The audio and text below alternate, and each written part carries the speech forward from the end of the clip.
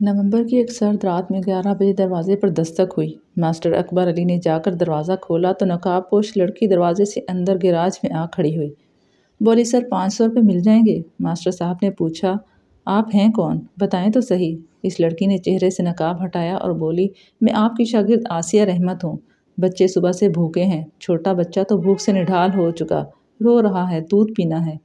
Master صاحب نے اسے 1000 دینا چاہا مگر اس نے 500 روپیہ ہی لیا اور چلی گئی۔ اڈے پر جا کر 1 کلو دودھ لیا، ہوٹل سے دال کی 1 پلیٹ اور 10 روٹیاں لے کر گھر آ گئی۔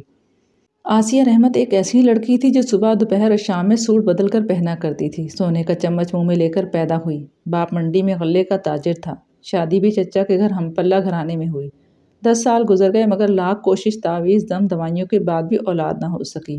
ایک رات آسیہ نے تہجد پڑھی اور دعا کی کہ یا اللہ میری قسمت میں لکھا رزق کم کر کے مجھے غربت دے دو، اس کے بدلے مجھے اولاد چاہیے، میں ہر صورت میں ماں بننا چاہتی ہوں، مجھے رزق اور مال و دولت کی حرص نہیں ہے۔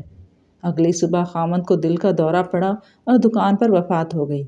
سارا کاروبار 3 بھائیوں نے سمیٹ کر بیوہ کو یہ کہہ دیا کہ وہ مقروض تھا۔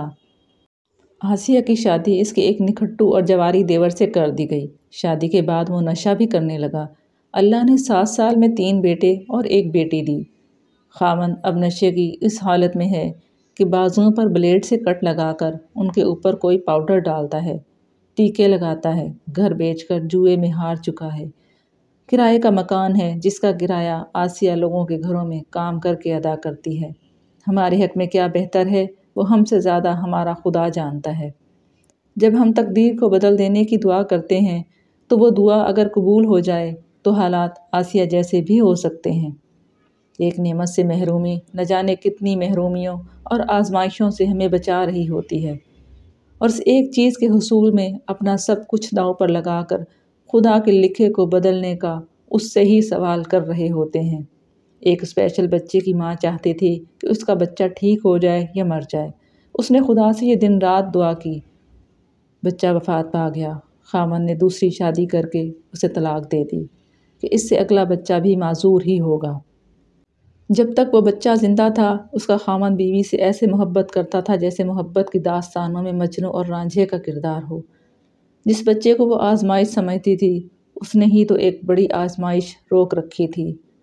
کبھی بھی آزمائش یا مشکل منہ سے نہ مانگیں۔ ایک خاص نعمت کے لیے میسر نعمتوں کے چھن جانے کی دعا نہ کریں۔ آپ وہ نہیں جانتے جسے وہ ذات جانتی ہے جو یہ سب کچھ کنٹرول کر رہی ہے، اور اس کی قدرت کا ایک خاص نظام ہے جسے غور و فکر کرنے والے بخوبی سمجھ سکتے ہیں۔